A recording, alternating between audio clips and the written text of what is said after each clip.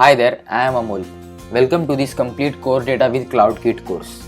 In this course, you are going to learn core data and CRUD operations such as create, read, update and delete. Also, you are going to learn what is model, entity, attributes, and we will also create relationship between two entities. Also, we are going to sync data so we can save our data to the cloud and we can fetch that data to show on the both devices. This course is for intermediate level.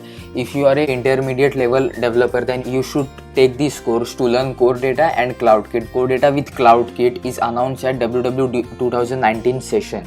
And if you are a professional developer, then you can also should get this course to refresh your knowledge with core data and CloudKit. If you started the career in iOS development, then the core data is the first thing you should learn. So take this course now and let's get started.